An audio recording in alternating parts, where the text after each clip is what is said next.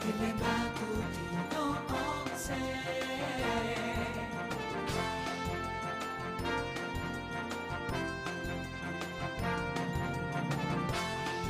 Telematutino 11.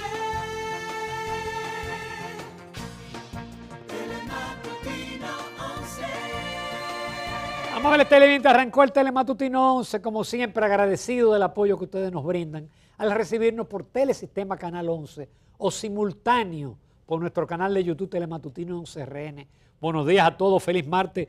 Buenos días, Giovanni Morillo. Positivo todo el tiempo. Bateador emergente en sustitución de Jacqueline Morel. Yo soy aquí el David Ortiz. Sí. De Boston. Está bueno. Sí. Guardando la diferencia. Tenemos muchos temas. Increíble. Un invitado como siempre, como yo digo, gente importante a tratar temas importantes. Rafael Paz es miembro de la dirección política de la Fuerza del Pueblo y es presidente del Comité del Distrito Nacional. Y como todos los martes, directo desde Santiago, la doctora Luz Rosa Estrella, doctora en psicología, ella siempre tiene un mensaje dirigido a la familia. El 24 de junio, señores, fueron los dos terremotos terribles que asolaron a Venezuela, del cual todavía no se ha recuperado. En Venezuela todavía están moviendo escombros y encontrando cadáveres, cuando ayer en la tarde hablábamos, Giovanni, de Espriella, toma posesión el sábado. Mira qué problema le cae a los 2 días. Eso es grave. Sí. Tú asumí una presidencia con un gran terremoto de 7.4, en que el problema es buscar debajo de los escombros. Yo quiero rápidamente presentar un gráfico, señor director, para que tengamos una idea. Si se ve bien ahí, el epicentro, es decir, donde se produjo el terremoto, es la zona rural de Choco. Todo eso está en el oeste de Colombia, que da al Pacífico, y afectó a ciudades como Cali. En Cali fue donde se juramentó el presidente de Espriella, Pereira, Manizales y varias otras ciudades. Resulta que ahí, en esa zona, pasan 2 fallas, la falla de Ibagué y la falla Romeral. Ya en el 1999 hubo un grave terremoto donde en la ciudad de Armenia, que la afectó ahora, murieron en ese momento 1.185 personas, es decir, en una zona de alto riesgo sísmico, y en 26 años vemos cómo ha sido azotada, 1999-2026. Las imágenes son impactantes, estimado Ramón, nobles televidentes, de lo que hoy está viviendo el pueblo hermano colombiano. Abelardo de la Espriella, señores, es algo, usted llegar a juramentarse como presidente y tener que manejar esta situación difícil en estos momentos con este terremoto, que nosotros felicitamos a toda la América Latina porque ha expresado su solidaridad con el pueblo colombiano. Así como en un momento todos lo hicimos con Venezuela, hoy le toca a Colombia. Observar esas imágenes, vuelvo a repetir, estimado Ramón, ponen a toda la sociedad dominicana, como también a los latinoamericanos, a estar, señores, consternados con este impacto de este terremoto. Sí, porque el problema es que es una noticia en movimiento. Anoche se hablaba de 111 muertos. Hoy temprano se hablaba de 132, porque es en la medida que sacan los cadáveres de los escombros. Todavía en Venezuela están contabilizando los muertos. El terremoto no mata gente, lo que mata son las edificaciones que se caen, porque el terremoto no mata. El problema es que estas sociedades de ingreso bajo, de ingreso medio, las construcciones mal hechas, no diseñadas, no resisten, se caen edificios, y ahí es donde viene el tema de los muertos. En Japón a cada rato hay un terremoto de 7 y de 7.5 y te muere una persona o 2, pero no se te cae un edificio, porque ellos construyeron justamente para resistir. En República Dominicana yo no me canso de decir de que estamos en una zona de alto riesgo sísmico con fallas que atraviesan nuestro territorio y además el Caribe está montado en una placa que flota y que choca con la placa de Norteamérica y la placa de Sudamérica. Aquí el último terremoto fue en 1944 en Samaná, en el norte, y provocó un tsunami. Sí, aquí debió producirse un gran terremoto parecido al de Haití. El de Haití es una falla que arranca en Haití y llega aquí hasta Asua. Lo que pasa es que el movimiento de la falla fue en Haití. Nosotros tampoco no estamos preparados, ¿eh? No estamos preparados, como no lo está en ningún país de América Latina, para un evento de esta naturaleza. Fíjense cómo Jet Set consumió todos los esfuerzos. Pensemos en 10 Jet Set o en 10 o 20 edificaciones altas, porque aquí todavía hay edificaciones que se construyeron cuando no había norma sísmica. Pero aún los que están construidas con norma sísmica, todas estas torres, nosotros no sabemos la calidad de la construcción. Pero también no podemos obviar, estimado Ramón, que en los barrios populares de la República Dominicana se han hecho, señores, edificios que uno dice, Dios mío, torres en un barrio, que muchas personas dirán, ¿qué pasará en este país si, como usted dice, estamos en una zona muy vulnerable, no estamos preparados para una situación futura en la República Dominicana de esta magnitud? Yo siempre comento, cuando tú coges la 6 de noviembre y vas hacia San Cristóbal o vas hacia el sur, tú miras a la izquierda montañas y tú ves construcciones en bloques, que no lo pañetan, de 4 niveles que están construidas según la montaña. Pero esas construcciones no tienen la varilla, ni el diseño, ni nada. Aquí que el Señor nos proteja. Cuando ocurra un sismo de 7.5, vamos a tener una verdadera catástrofe. Aquí hubo uno de 6 en Puerto Plata, si no me equivoco, en el año 2001, y colapsaron 3 escuelas. Aquí hay un tema en las escuelas que lo dijo hace muchos años el ingeniero que fue ministro de Obras Públicas en el gobierno de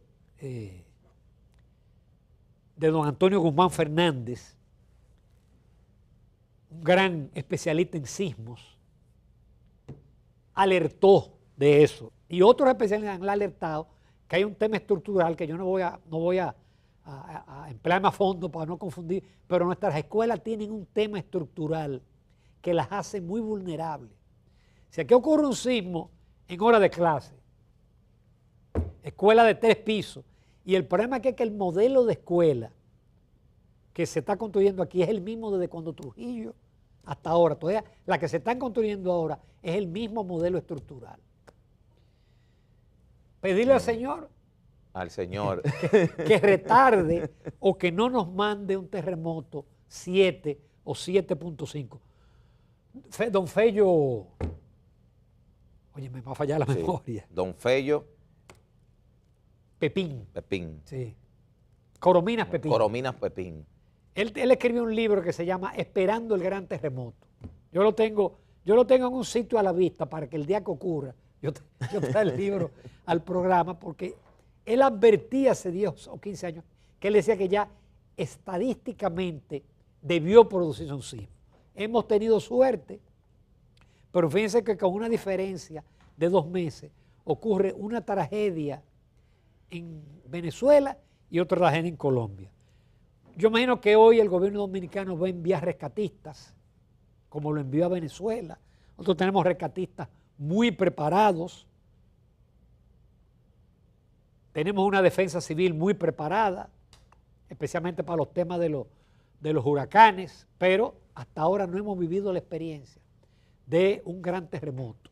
Tenemos unos susticos con temblores de tierra de 4 o de 5, pero hasta ahora, gracias al Señor, pero estamos en una zona de alto riesgo sísmico. Ramón, quiero como de costumbre, y excúseme que me salga un poco de la agenda, Perfecto. pedirle al productor un artículo publicado el día de hoy de Eduardo José San Lobatón, que es el momento de David. Nosotros desde esta plataforma, Matutino 11, le estamos dando seguimiento a la situación del Partido Revolucionario Moderno. Este artículo confirma que ya existe una alianza irrevocable entre el sector David Collado como también Eduardo José San Lobatón, lo que confirma, estimado Ramón, que el PRM no va a dividirse y ya comienzan a preparar ese fichero político que permita en el 2028 tener una competencia fuerte con la oposición. Que nosotros, que siempre apostamos al fortalecimiento de la democracia, esos jóvenes que ustedes observan en pantalla están haciendo una lectura de la historia, lo que vivió José Francisco Peña Gómez, lo que vivió Juan Bosch, lo que vivió Juan Isidro Jiménez Grullón. Hoy la nueva generación política se pone de acuerdo, Ramón. Eso hay que felicitarlo, que siga pasando en el PRM, pero también en la Fuerza del Pueblo, como también en el PLD. Tú sabes que siempre cuando hay una competencia se tiran muchos. Sí. Se tiran muchos, pero al fin y al cabo se va reduciendo porque hay gente que su liderazgo, como dice Guido, viene por la nómina. Tienen un liderazgo por nómina, pero no tienen un liderazgo orgánico. Y ellos mismos se dan cuenta, y este no es el primer caso, veremos varios precandidatos que al final del camino quizás quedarán 3 en el Partido Revolucionario Moderno. Porque hay gente, reitero, tienen un liderazgo porque están en una posición de gobierno, dan empleo y entonces de repente tienen un grupo que los aupa, usted es un detective, un líder, pero después ellos se dan cuenta en la medida. Ramón, lo vivimos en carne propia con el PLD, que ahora nosotros nos encontramos en los supermercados en fila con gente que fueron funcionarios y hasta candidato presidencial del PLD. Y que hoy andan como ciudadanos comunes y corrientes por la calle. Por otro lado, señores, y conecto esto con el invitado de ayer, el ingeniero en sistema y profesor Juan Valdés. Juan Valdés, bueno, ahí tenemos la imagen, es un experto en educación, él ha participado en todos los procesos de reforma y él hizo una radiografía del desastre de las escuelas, pero se la achaca especialmente a este gobierno. Y él fue que trabajó en el programa de gobierno del PRM sin ser político. Y lo que él dijo, lo repite la ADP. Es decir, él dice, las autoridades dicen que están preparados para la apertura del año escolar. No. Y hoy aparece declaraciones del ADP hechas en el desayuno del Listín Diario. Señores, no hay agua en una cantidad de inodoro, de lavamanos, una cosa tan elemental como es el agua. Más de 400,000 muchachos se van a quedar sin docencia. Casi siempre lo que se hace es que se le paga una escuela de barrio privada. Y todo esto es lamentable con ese 4%, que también nos decía Juan Valdés ayer, que lo que se da y lo que se ejecuta es un 3.8, un 3.7. Pero yo invito, si usted tiene tiempo, vaya al canal de YouTube Telematutino 11RN y no se pierda entrevista para que usted vea una radiografía del desastre educativo que tenemos en la República Dominicana, que lo vamos a pagar en el futuro. Uno de los grandes problemas, estimado Ramón, nobles televidentes de Telematutino 11, es que la República Dominicana vive de las improvisaciones. Un día como hoy fallece Eugenio María de Hostos, puertorriqueño. Ese es uno de los modelos educativos desde el inicio de la dictadura de Rafael Leónidas Trujillo Molina hasta cuando en un momento Joaquín Balaguer fue ministro de Educación. Este país, las sombrillas es por el 4%, cuántas cosas, pero al final del trayecto no existe un plan sostenible. Como decía Pedro Enrique Ureña, Ramón, estimados seguidores, con la cultura se salvan los pueblos. De la única forma que este país puede empoderarse, exigirle más a los actores políticos es cuando tengamos una sociedad con educación. Mientras sigamos como vamos, nadie le importa nada en este país. Esas son de las grandes paradojas que hoy afectan a la República Dominicana con mucho lamento, con Y mucho lamento. con eso nos jugamos el futuro, porque si no estamos preparando la mano de obra para la tecnología, para la inteligencia artificial, para tener industrias tecnológicas de mucho valor agregado. Entonces, turismo, zona franca, remesa, eso no permite a un país dar el salto al desarrollo, salir de la trampa del ingreso medio que la estamos viviendo. Vimos ya como República Dominicana en el 23 creció 2.4, en el 24 crece 4, y en el 25 crece 6. Ya no tenemos el 5 de crecimiento ni de 6 que vivimos entre el 2004 y el 2019 porque el modelo se está agotando. Pero también, Ramón, no existe un incentivo. Hoy en día este país es el país de los motoconchos.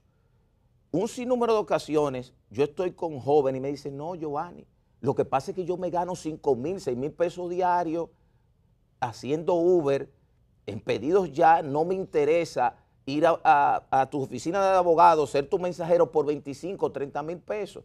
Pero, ¿cuál es la gran pregunta que nos hacemos? ¿Existe formalidad? Porque esos motoconchistas son informales, no hay seguridad social, no hay nada. ¿Qué pasará en este país en 10, 15, 20, 30 años? Porque ellos van a ser viejos.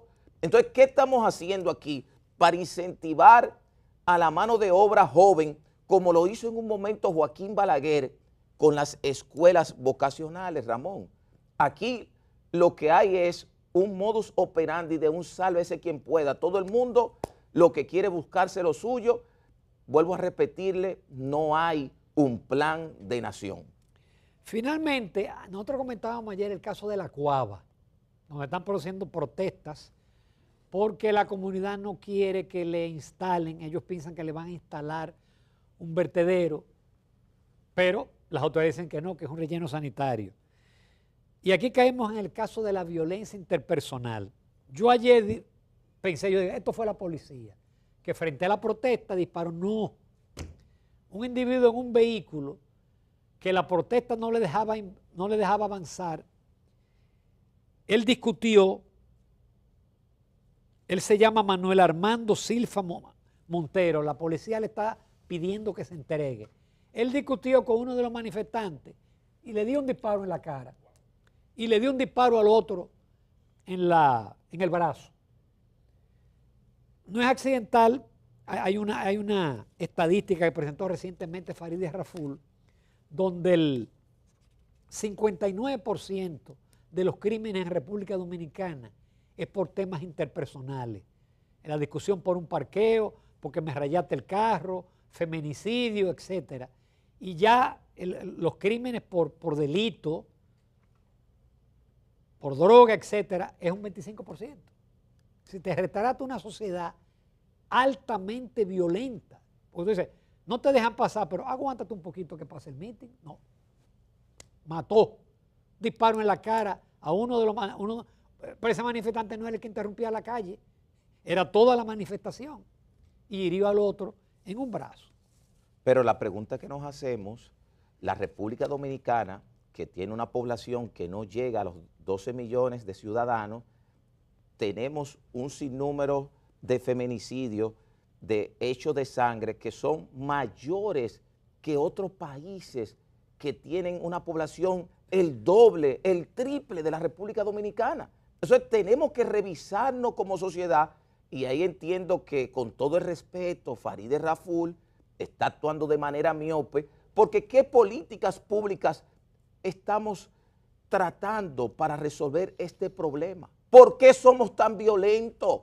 ¿Qué tenemos que hacer? Esa es la pregunta que nos hacemos, Ramón, porque todos los años aquí sigue la sociedad dominicana actuando de una manera funesta con estos hechos de sangre que a mí me duele, porque en la época de Joaquín Balaguer, nuestros jóvenes, los hechos de sangre eran por ideología política. Hoy no es por esa forma. Los periódicos, Ramón, estaban llenos de sangre, pero vuelvo a repetir, por ideología política. Ahora es por este tipo de violencia. Por tonterías. Por tonterías. Por un rayón en el vehículo por una discusión por un parqueo. No se pierdan la entrevista con Rafael Paz, miembro de la dirección política y presidente del Comité del Distrito Nacional de la Fuerza del Pueblo.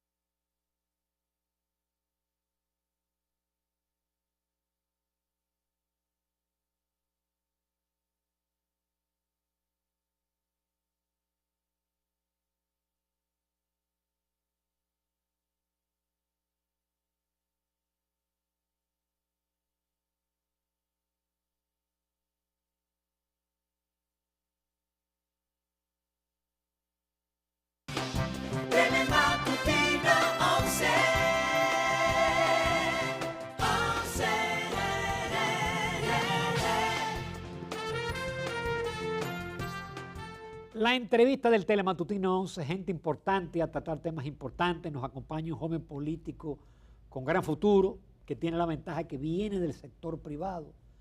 Rafael Paz es miembro de la dirección política y presidente del Comité del Distrito Nacional de la Fuerza del Pueblo. Como siempre, en su casa. Ramón, bienvenido. qué placer estar aquí contigo en este Telematutino, un espacio donde hay un público que es fanático de este espacio. Que te Personas sigue, maduras principalmente. que te sigue de forma tenaz y me siento muy honrado de estar aquí y hoy tú tienes un refuerzo importante, que es mi amigo Giovanni Morillo, un joven destacado en su carrera en los medios de comunicación y en el ámbito social. Qué placer estar aquí. Bueno, como son las diosidencias, porque hoy Rafael Paz publica un artículo muy bueno, que yo invito a leerlo en Diario Libre, sobre la capitalización.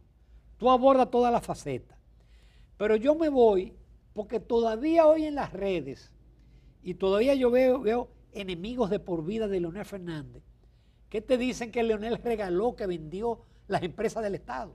Eso todavía es una especie de leyenda urbana que se mantiene y que aún hoy uno lo ve en las redes y ve dirigentes políticos diciéndote una cosa que no es verdad y que tú la abordas porque tú ofreces otros datos sumamente importantes sobre lo que fue ese proceso.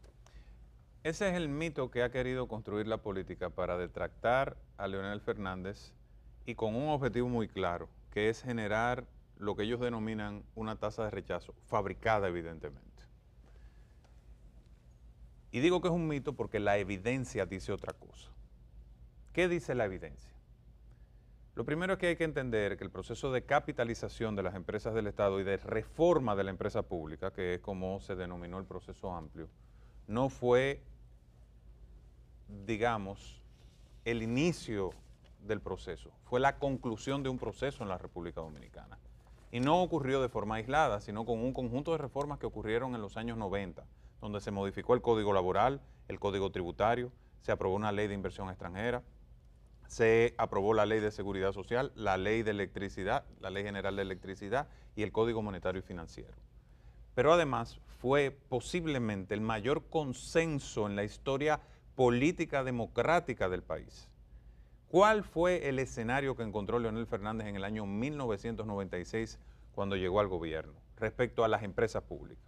El 35% de las empresas públicas estaba cerrada y de el 65% que permanecía abierta, el 80% estaba quebrada y solamente estaba abierta por una razón, porque el Tesoro Nacional tomaba de los impuestos que pagaban los dominicanos y lo transfería a esas empresas para pagar la nómina.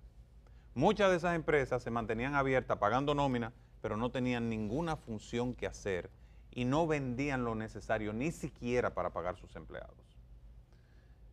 Entonces, hubo un consenso entre todas las fuerzas políticas. ¿Quién fue el primero que impulsó un modelo de asociación público-privada en una empresa del Estado Dominicano? Joaquín Balaguer. A Giovanni que le gusta citar a Balaguer. Esa empresa fue la Refinería Dominicana de Petróleo, que fue una inversión conjunta entre el Estado Dominicano y la Shell. ¿Quién manejaba esa empresa? ¿El Estado Dominicano? No, la Shell. ¿Qué tenía el Estado Dominicano? Un presidente del Consejo de la Refinería y el gerente general era un funcionario de la Shell. Y así funcionó la refinería hasta que se traspasaron sus acciones, las de la Shell, a un comprador, que en este caso fue Venezuela, y ese mismo esquema ya de Estado a Estado se mantuvo. Pero, ¿quién fue el primero que dijo que las empresas públicas constituían un lastre para el Estado Dominicano, ya en el estado que se encontraban, y que el Estado no hacía nada administrando empresas comerciales en los años 90? El profesor Juan Bosch. Eso está documentado, usted puede googlearlo y lo va a encontrar. Que no se le puede acusar de neoliberal. Del neoliberal ni de nada de eso. Pero no solo eso. En el año 1996, los tres partidos políticos y los tres candidatos presidenciales en sus programas planteaban la reforma de la empresa pública con una precisión. Tanto Jacinto Peinado como José Francisco Peña Gómez, planteaban la privatización de las empresas. En el caso del PLD de Leonel Fernández, planteaba la capitalización de la empresa pública. Y ustedes deberían y deberíamos todos hacernos una pregunta. ¿Cómo un gobierno con un senador y 12 diputados en 10 meses aprueba una ley de reforma de la empresa pública? Sencillo, porque el PRSC con Balaguer, el PRD con Peña Gómez estuvieron más que de acuerdo con aprobar la ley 141-97 de reforma de la empresa del Estado. ¿Y qué se hizo? Se decidió privatizar, como han dicho, las empresas del Estado y desmantelar el patrimonio público. Eso es una narrativa irresponsable y lo digo con toda la verticalidad y la seriedad y lo voy a demostrar. Lo primero que hizo la ley fue crear una comisión para la reforma de la empresa pública denominada la CREP, encabezada por un empresario de prestigio y respetado por el sector social de la República Dominicana. Referencia de buena gestión pública y privada en el país al día de su muerte, don Antonio Isa Conde, e integrada por otras personalidades, dentro de ellas Gustavo Montalvo, por ejemplo. Y esa comisión lo primero que hizo fue contratar un conjunto de auditorías internacionales para evaluar las empresas y determinar su realidad patrimonial. Y sobre la base de esa tasación y de esa evaluación internacional licitada, entonces se determinó cuáles empresas podían mantenerse bajo un esquema de operación y cuáles ya estaban para liquidación. ¿Cuáles se mantuvieron en ese momento? Las que fueron capitalizadas. Las empresas de generación, Eje Jaina, Eje Itabo, o lo que posteriormente se llamaría Eje Jaina y Eje Itabo, que eran Jaina e Itabo, la tabacalera y Molinos de Lozama. También los ingenios y las demás empresas lamentablemente no sostenían sus operaciones y se decidió un modelo de 3 componentes o 3, vamos a decir, versiones. Capitalización para algunas, arrendamiento para otras y liquidación para la gran mayoría que ya estaban cerradas e inoperantes. Ahora, ¿qué pasó con eso? ¿El patrimonio público se desmanteló? No. Lo que dicen los datos es que no. Por ejemplo, Eje Jaina, Eje Itabo y Molinos Molinos Modernos, que eran Molinos de Lozama, multiplicaron su valor patrimonial. Molinos Modernos o Molinos de Lozama multiplicó su participación patrimonial o su valor en un 627%. Eje Jaina en un 260%. Eje Itabo en un 138%. ¿Y ustedes saben cuánto les han transferido las empresas capitalizadas al Estado Dominicano desde el momento de la capitalización? Más de 47 mil millones de pesos. ¿Y tú sabes cuántos han reinvertido para ampliar sus operaciones? Más de 17 mil millones de pesos. Estamos hablando que esas empresas que son patrimonio público le han generado un valor al Estado Dominicano muy superior a los $1.000 millones. Y hoy son empresas con un nivel de posicionamiento que las hacen destacar en la República Dominicana. Ahora, ¿qué pasó con el patrimonio de las empresas que fueron cerradas? Tejanca. ¿Ustedes saben dónde está ubicado el Palacio de Justicia, la ciudad judicial de Santo Domingo Este? En los antiguos terrenos de Tejanca. Pidoca. ¿Ustedes saben dónde está el Palacio Municipal de Santo Domingo Este? En los antiguos terrenos de Pidoca. Conani, en los antiguos terrenos de Fasaco. Esa es la realidad. Muchas de esas entidades fueron al Ministerio de Salud Pública, a la Compañía Dominicana de Empresas Eléctricas Estatales, que se les transfirió los terrenos.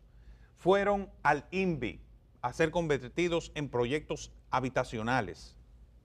Y en el caso de los ingenios, que es una de las falsedades más grandes contadas en la República Dominicana, lo que se dice que pasó con los ingenios.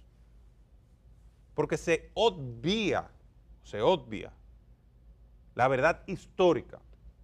Entre el año 1978 y el año 1989, la cuota azucarera de la República Dominicana, que era casi el total de la exportación de azúcar del país hacia los Estados Unidos, se redujo en un 70%.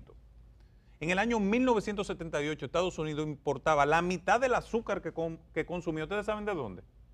De esta media islita caribeña. Era la llamada cuota preferencial. 1 millón de toneladas cortas de azúcar importaba a los Estados Unidos desde República Dominicana. Eso se redujo de manera drástica. ¿Y qué pasó? La capacidad instalada que tenía República Dominicana para moler toda la caña y producir todo ese azúcar se quedó ociosa. Y República Dominicana no encontró mercado internacional porque no había un mercado internacional que pagara el azúcar como lo pagaba Estados Unidos. Los ingenios fueron languideciendo y se mantuvieron abiertos porque el Estado le transfería a través de los impuestos el dinero de pagar la nómina. Esa es la realidad. Y cuando se hace el proceso de reforma de la empresa pública, no se venden los ingenios. Fueron arrendados. Se arrendan los ingenios con sus maquinarias y sus terrenos. Y esos arrendamientos, algunos se mantuvieron, pero otros fueron rápidamente revocados cuando llegó el gobierno del PRD en el año 2000. ¿Y tú sabes lo que hicieron después? Comenzaron a entregar los terrenos a un conjunto de militantes políticos de ellos fundamentalmente. Esa es la historia. Esa es la historia. Y está ahí documentada. Y lamentablemente el PRD, hoy PRM, lo primero que hizo cuando murió José Francisco Peña Gómez fue darle la vuelta a la posición que había impulsado Peña. Ahí está documentado un discurso de Peña en el Comité Ejecutivo Nacional del PRD, en el año 1997, aprobada ya la ley de reforma de la empresa pública, dando instrucciones para que se apruebe la Ley General de Electricidad, dando instrucciones para apoyar la reforma del Código Monetario y Financiero y dando instrucciones para apoyar la reforma de la Ley de la Seguridad Social y marcando la agenda legislativa del PRD. Pero el PRD entendió, habiendo fallecido Peña Gómez, que le rentaba políticamente para las elecciones del año 2000 cuestionar el proceso de reforma de la empresa pública. Incluso emitieron un informe sin vergüenza en el Senado en ese momento, aduciendo una supuesta sobrevaluación que nunca pudieron probar, porque era una herramienta política de campaña. Y han mantenido esa narrativa durante años para tratar de minar la legitimidad de un proceso que contó con el apoyo de todas las fuerzas políticas y que si bien no fue perfecto, porque ningún proceso de reforma pública es perfecto en su naturaleza y de las sociedades tienen que aprender de él, hay una diferencia evidente entre lo que muestran los datos y lo que muestra el relato de las partes interesadas, cuyo único objetivo es afectar electoralmente a un candidato de la oposición. Valió la pena esta primera parte. Nos vamos a comerciales porque vamos a hablar de política, vamos a hablar de la fuerza del pueblo, vamos a hablar del cuadro político. Volvemos en pocos minutos con Rafael.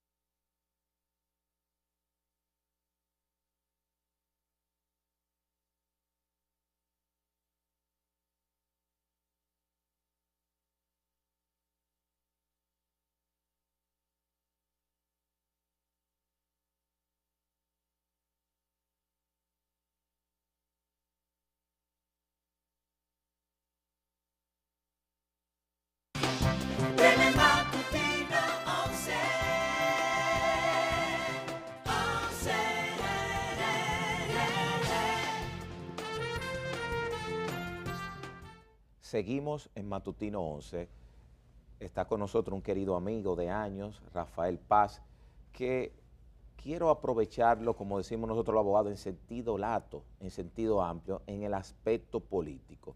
En primer lugar, hermano, quiero felicitarte porque me siento muy contento cuando observo tus opiniones en el medio público, digital, haciendo una oposición constructiva, fuerte, en contra del gobierno, pero con propuesta y con base, porque muchas personas critican, pero sin ningún sustento.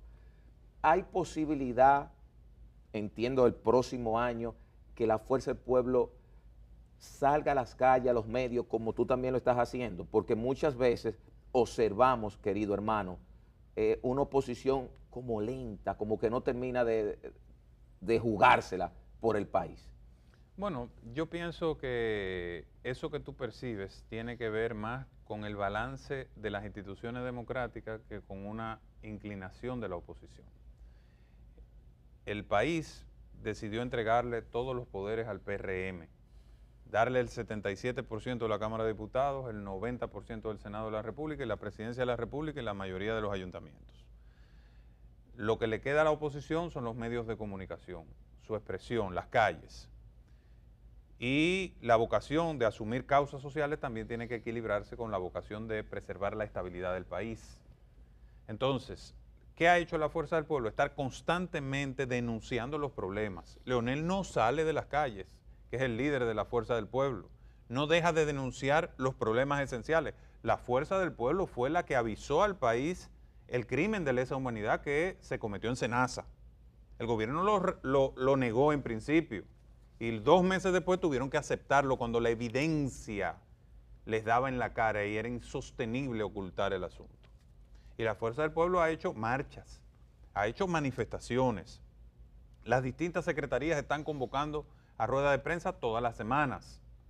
Lo que no tenemos es la capacidad de bloquear iniciativas en las cámaras legislativas porque el Congreso tiene una supermayoría PRMista que aprueba con su sola voluntad las iniciativas en las que no zigzaguea, ¿verdad? Porque ellos también se hacen oposición ellos mismos por el hecho de que no calculan bien sus movidas y entonces comienzan reformas y después tienen que echarla para atrás porque la sociedad se le empantalona.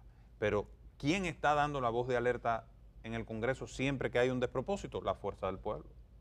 Entonces, usted ve a mis compañeros también constantemente ahí. El compañero Gedeón Santos, por ejemplo, ha estado muy activo en los medios, César Fernández, Natanael Concepción, Henry Merán, el mismo Rubén Maldonado, con ese estilo encendido que tiene Rubén, ¿verdad? Omar Fernández desde el Senado y Rafa Castillo, que acaba de entregar la vocería de la Cámara de Diputados y ahora el compañero José David de Santiago es el nuevo vocero. Y estoy seguro de que continuarán haciendo una labor tenaz en el Congreso Nacional, en la denuncia, en plantarse frente a los temas que afectan a la República Dominicana. Ese compromiso está y estará.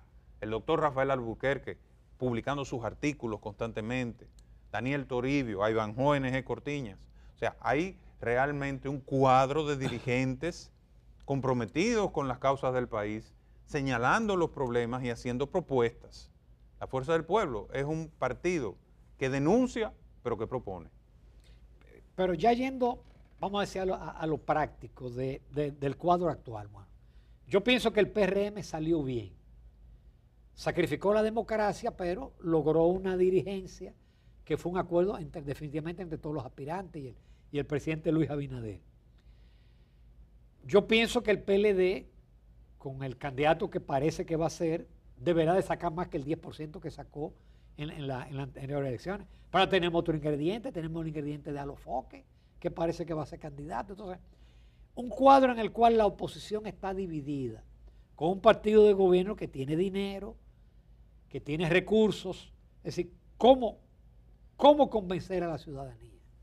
Bueno, yo creo que la ciudadanía se ha dado cuenta de dónde está la alternativa segura y la alternativa que puede desplazar al PRM del gobierno de manera sólida. Y por eso hoy la Fuerza del Pueblo domina las preferencias en términos de intención de votos de cara al año 2028. El PRM está en su peor momento en términos políticos. Si usted lo mide como marca política, ese partido que antes marcaba un 45%, hoy te marca un 25%. Con su mejor candidato no supera el 32%. Leonel Fernández está cada vez a mayor distancia, superando el 40%. Entonces, el PRM se puede poner de acuerdo. El problema de ellos no es que estén de acuerdo o no estén de acuerdo. Ellos han estado de acuerdo todo este tiempo y no han sabido gestionar la República Dominicana. Aún estando de acuerdo, monolíticamente unidos en un propósito, lo único que han hecho es llevar por mal camino a la República Dominicana. Y ese es el lastre que arrastran de cara al próximo proceso electoral. Una gestión aérea, desconectada de los sectores populares, funcionarios que están pensando más en planchar la chacabana y en saludar la página de farándula que en hacer su trabajo a favor de la gente. Entonces, la Fuerza del Pueblo hoy se erige como la principal fuerza alternativa y la principal fuerza política de la República Dominicana. Lo he dicho y lo reitero aquí. Hoy la Fuerza del Pueblo es el principal partido del Distrito Nacional, que es la plaza que a nosotros nos corresponde regentear. Y vamos a ganar en el nivel presidencial, vamos a ganar la senaduría y vamos a ganar la alcaldía. ¿Se va a tirar la alcaldía, Rafael Paz? Mi partido tendrá que tomar una decisión de la boleta que va a presentar. Estoy convencido de que mi partido va a presentar una boleta ganadora. En este momento yo estoy concentrado en ser el mejor presidente de partido alguno en el Distrito Nacional y en construir una maquinaria poderosa, más de 500 direcciones medias, 3 circunscripciones, un cuadro dirigencial de primer nivel que gane las elecciones. Lo que decida mi partido que me corresponde ejercer de cara al 2028, eso asumiré. Yo estoy concentrado en la causa que representa a Leonel Fernández y soy un soldado de esa causa. ¿Qué papel va a jugar Omar Fernández en el 28? Omar Fernández, una de las grandes luces de la Fuerza del Pueblo. Omar Fernández será un factor determinante en la victoria que nosotros vamos a construir. También el partido tendrá que decidir cuál rol es el que le corresponde. Eso llegará. A su tiempo se maduran las uvas. El año que viene la Fuerza del Pueblo va a definir sus boletas. Lo que sí queda claro es que el líder incontestable de la Fuerza del Pueblo es el doctor Leonel Fernández, que nos unifica a todos en un propósito y quien comanda este ejército de cara a una gran victoria en el año 2028. Y ahí todos estamos unificados, Omar, nosotros, toda la dirección política. Excelente. Rafael Páez, siempre he dicho, es uno de los mejores voceros que tiene la Fuerza del Pueblo. De nuevo, muchísimas gracias. Y te vemos pronto porque Rafael es un habitué del telematutino y de Propuesta Semanal. Gracias, Ramón, gracias. Y como todos los martes tenemos a la doctora Luz Rosa Estrella, directa desde Santiago de los Caballeros, con su mensaje dirigido a la familia. Y de aquí, Giovanni, nos despedimos. Claro que sí. Hasta mañana, que ya mitad de semana. Esto va Bien. rápido. Sí. Saludos. Hoy quiero conversarles sobre una técnica muy efectiva, muy nutritiva y beneficiosa para la relación buena de las parejas y de la familia. El diálogo. El diálogo es una técnica por excelencia, demostrada a todos los niveles y en todos los escenarios. Es la técnica que permite que dos personas o más miembros de la familia puedan dialogar, puedan abordar, puedan conversar de un tema, no importa si es un tema difícil, si es un tema negativo, si es un tema feo, no importa. Con esta técnica podemos tratarlo y terminar con ganar. Esta técnica es sencilla, es poder escuchar a quien te está hablando con deseos de comprender. Escucharle desde el corazón. Escucharle con respeto. Y a esa persona, tu pareja que te está hablando, tú la escuchas como la persona más importante que existe en el universo. Le pones atención y pones todo tu esfuerzo en comprender qué siente, qué piensa, cuál es su opinión, cuáles son las emociones que está sintiendo, cómo se está sintiendo y qué cree de este tema, cómo lo ve, cómo lo está interpretando. Y luego, de igual manera, para la otra pareja. Entonces, ambos se sienten en este diálogo, se sienten escuchados y también se sienten de que pueden expresar su verdad, su sentir y que la otra, o sea, su pareja, va a respetarle. Y esto se constituye casi en una terapia, un escenario de catarsis, donde puedes decirle a tu pareja todo lo que siente porque tu pareja te acepta y te va a comprender, o por lo menos hará todo lo posible por comprenderte. Ese compromiso de ambos en este diálogo. Ella quiere hablar un tema, entonces tú, ok, le dice, me interesa mucho que quieres decirme, vamos a dialogarlo.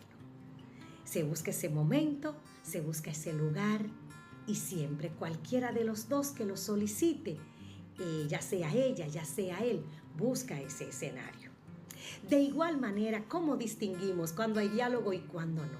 Cuando hay diálogo, cuando sabemos dialogar, hay paz, hay comprensión, hay amor. Y al terminar un tema, aún no se hayan puesto de acuerdo. El acuerdo fue, estamos en desacuerdo. Hasta en ese momento, la persona se siente escuchada, valorada y respetada. Si no es así, es porque no hubo diálogo. Tal vez discusión, tal vez otra cosa, gritos, pero no diálogo. Así que les invito a no ser ustedes parte de ese 75% que se dice de parejas que no saben dialogar o que tienen serios problemas con el diálogo. Les invito a usar el diálogo como una técnica excelente para nosotros mantener una cohesión, una unidad y una relación sana. Seguimos con Telematutino 11. Telematutino.